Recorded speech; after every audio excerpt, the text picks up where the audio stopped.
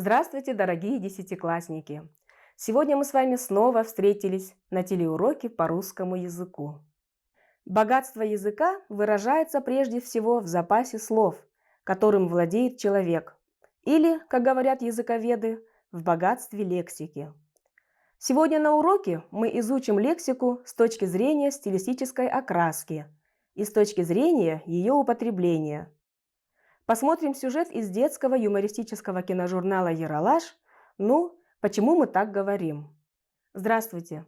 Об этом удивительном слове писал поэт Владимир Солоухин. Поклонившись, мы сказали друг другу, хотя были совсем незнакомы: «Здравствуйте».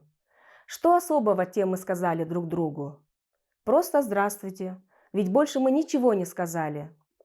Отчего же на капельку больше стало солнца? Отчего же на капельку больше прибавилось счастья? Отчего же на капельку радостнее сделалась жизнь? Вот видите, ребята, вы просто поздоровались, и на капельку радостнее сделалась жизнь. Учтите, что все зависит и от того, как вы поздоровались. Обращали ли вы внимание, со сколькими оттенками можно произнести простое слово «здравствуйте»? В одном случае оно звучит тепло – «Здравствуйте». В другом – «Здравствуйте» официально. В третьем – «Здрасте» холодно. В четвертом – «Здравствуйте» иронично. В пятом – «Здравствуйте» вопросительно. Все зависит от ситуации и от воспитанности человека. Хорошо воспитанный человек эффективно взаимодействует с окружающими. Он уверен в себе. При разговоре соблюдает правила вежливости и этикет, которые помогут получить от общения исключительно положительные эмоции. Уместно говорить «привет», если знаешь человека хорошо и общаешься с ним на «ты». Но если человек мало знакомый, то лучше обращаться «здравствуйте». Даже если вы одного возраста или он чуть младше. «Здравствуйте» также принято говорить начальству, более старшим родственникам. Если вы заходите в комнату, где сидят несколько человек, то правильно сказать только «здравствуйте». Это приветственное слово будет обращено ко всем сразу. Если вы сомневаетесь между «привет» и «здравствуйте», то можно выбрать такие приветствия: «Доброе утро», «Добрый день», «Добрый вечер», «Приветствую». В толковом словаре указано «привет», обращенное к кому-либо выражение дружеского расположения, дружеских чувств, доброжелательства. Второе значение слова «привет» – дружеское или фамильярное приветствие, обращенное к кому-либо при встрече или расставании. Имеет стилистическую окраску разговорного стиля. Ребята, очень важно различать стилистическую окраску слова. Лексика с точки зрения стилистической окраски бывает 4 видов: нейтральная, книжная, разговорная и просторечная. Сейчас мы разберем каждый вид лексики. Нейтральная лексика – это общеупотребительная лексика, которая обозначает обыденные понятия повседневной жизни и не обладает стилистической окраской. В некоторых лингвистических работах нейтральную лексику называют межстилевой. Такая лексика может употребляться и в письменной, и в устной речи, и является основой русской лексики. К нейтральной лексике относятся названия многих предметов и явлений, например, дом, книга, велосипед, действий и состояний, читать, идти, ехать, признаков высокий, грустный, зеленый. Почти все местоимения, числительные и служебные слова являются стилистически нейтральными. Книжные слова – это слова, которые употребляются преимущественно в письменной речи и встречаются и в научной литературе, и в публицистике, и в деловых документах, и в художественной литературе. Например, гипотеза, воззрение, внедрение, возникновение, иллюзия и другие. К разговорной лексике относятся слова, употребляемые в ситуациях неофициального общения. Такие слова придают речи непринужденность и непосредственность. Например, всезнайка, глупить, говорун, грязнуля, деликатничать и другие. К просторечной лексике относятся слова, выходящие за пределы литературной нормы. Такие слова характерны для грубой, бранной речи. Например, дрыхнуть, харя, чесать языком, у черта на куличках.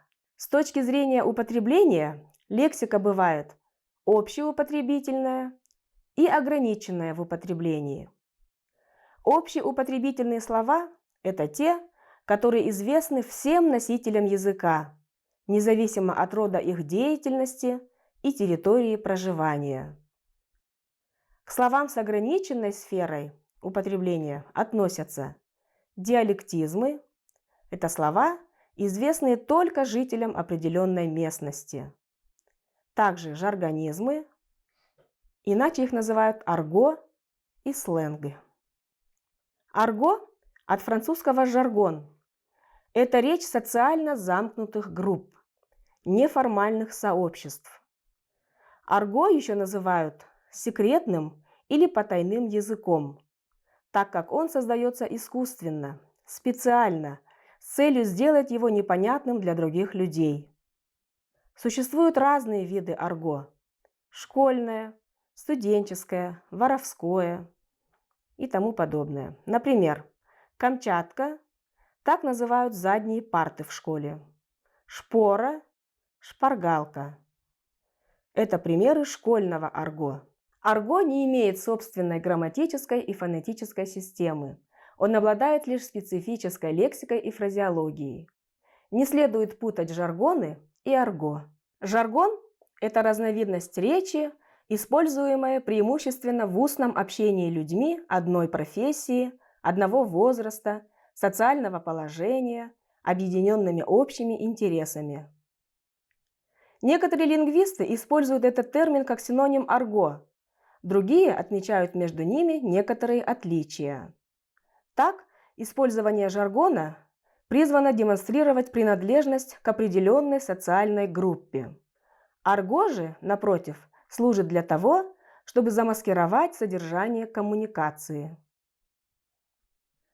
Часто жаргонная лексика становится принадлежностью не одной, а нескольких социальных групп. Крутой, тачка, чувак – эти слова относятся к общеязыковому жаргону, и их значение понятно каждому носителю языка. Есть жаргоны компьютерщиков, журналистов, шоферов и других активных пользователей соцсетей. Сленг – это набор особых слов или новых значений уже существующих слов, которые используют люди одной социальной группы. Это специальный пласт лексики, который объединяет и жаргон, и арго, и просторечие, и всякие разговорные слова и выражения. Сленг может пополняться из разных источников. Вот основные из них. Переосмысление значений уже существующих слов. Например, базар – как разговор. Рулить – значит руководить. Просторечие – врезать. Иноязычная лексика – шмотки. Перенос значения по сходству – обезьянник. Профессиональная лексика – отфотошопить. Граница между разговорными и просторечными словами достаточно неопределенна и подвижна, о чем свидетельствуют и пометы в различных словарях. Но большинство слов в любом толковом словаре не имеют стилистических помет. Это и есть нейтральные, межстилевые слова. В толковых словарях русского языка рядом со стилистически окрашенным словом ставится специальная пометка: разговорная речь, книжная речь, официально-деловой стиль, научный и официально-деловой стиль и язык художественной литературы и публицистики. Ребята, давайте разберем толкование слов и словосочетаний, которые вам могут встретиться в диалоге. Ну как идут дела? Дела вообще? Классно, клево. Это молодежное сленговое слово «жаргонизм».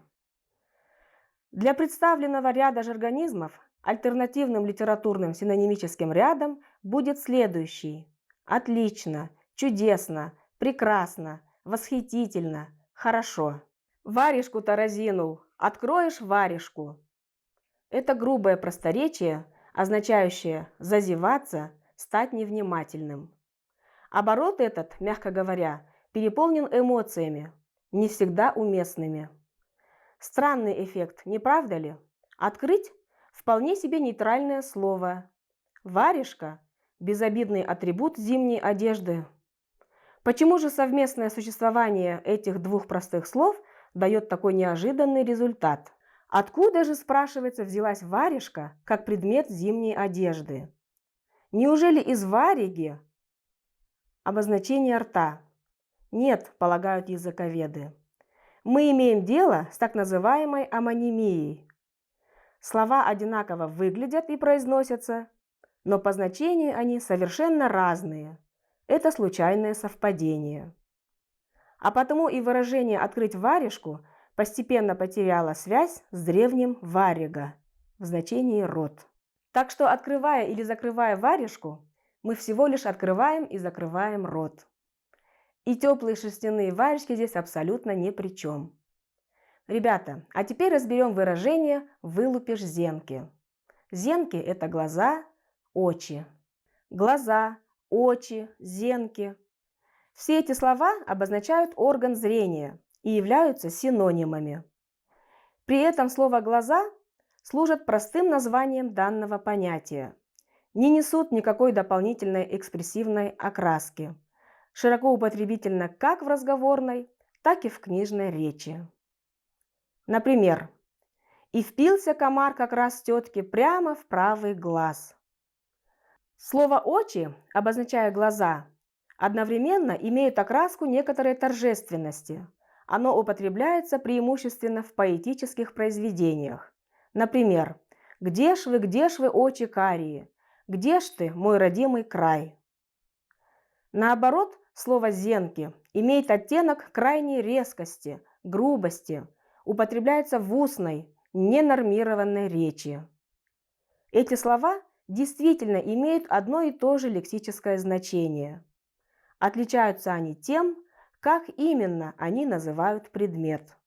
Используя словарь русского арго, автором которого является Владимир Елистратов, мы познакомимся с некоторыми словами, которые вы услышите в видеофрагменте. Фитиль – худощавый. Шкет – просторечное бранное слово. Мальчик, подросток. Длинный – высокий человек. Шибзик – человек маленького роста. А теперь посмотрим яролаж. Изначально детский киножурнал предлагали назвать «Фитилек», но, к счастью, это название было отвергнуто. А слово «яролаж» в значении «смесь», «всякая всячина» оказалось очень подходящим.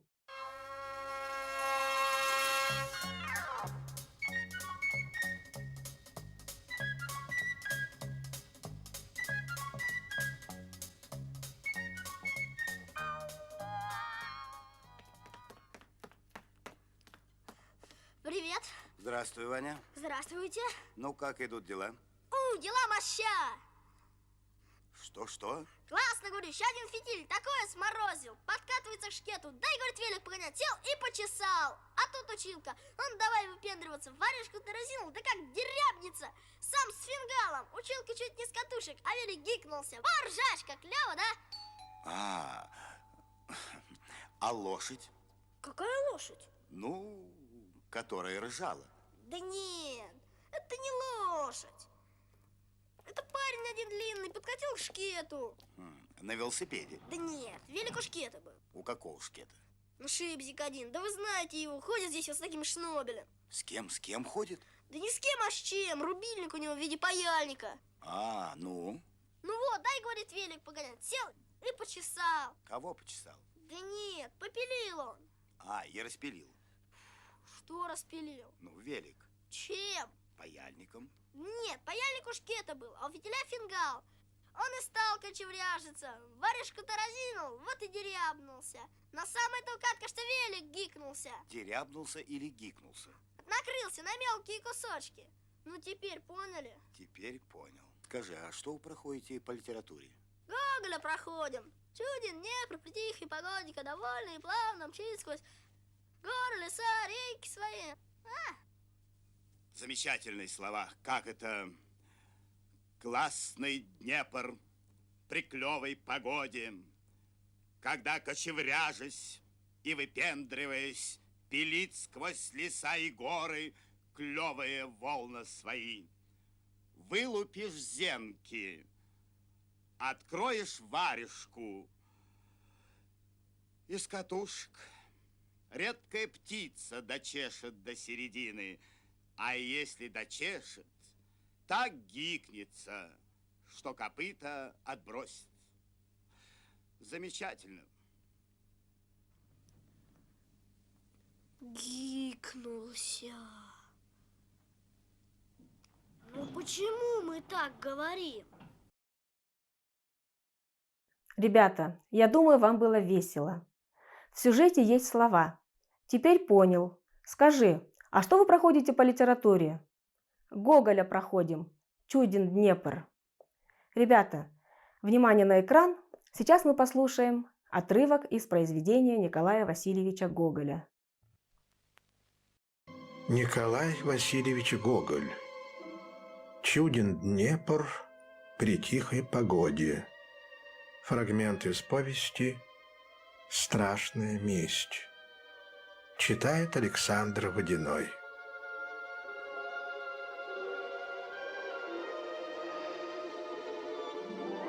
Чуден Днепр при тихой погоде, когда вольно и плавно мчит сквозь леса и горы полные воды свои, воды свои.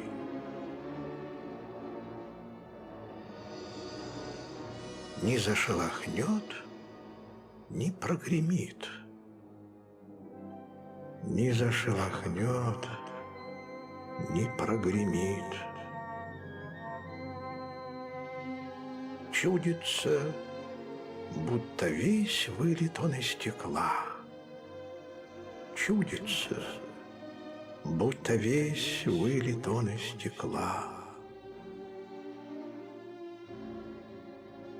И будто голубая зеркальная дорога, без меры в ширину, без конца в длину, реет и вьется по зеленому миру, реет и вьется по зеленому миру. Никто, кроме солнца и голубого неба, не глядит в него. Никто, кроме солнца и голубого неба, не глядит в него. Редкая птица долетит до середины Днепра. Редкая птица долетит до середины Днепра. Пышный, пышный, пышный. Ему нет равной реки в мире. Чуден Днепр и при теплой летней ночи, когда все засыпает, и человек, и зверь, и птица. Чуден Днепр и при теплой летней ночи, когда все засыпает, и человек, и зверь, и птица. Современный русский язык живо реагирует на стремительные изменения в обществе. Границы между книжным и разговорным, нейтральным и другими стилистическими разрядами лексики подвижны. В коммуникации возможен переход слова из одного стилистического разряда в другой, что связано с экстралингвистической реальностью, тематикой разговора, уровнем культуры собеседников. Разница между книжным словом и словом, которое близко ему по значению, точно такая же, как и разница между сверканием молнии и поблескиванием маленького светлячка, писал Марк Твен. Человек, владеющий стилем, это прежде всего интеллигентный, образованный человек, и он знает, в какой ситуации что следует говорить. На этом наш урок подошел к концу. Домашним заданием будет написание эссе на тему «Слово не воробей, вылетит – не поймаешь». Всего доброго, до новых встреч!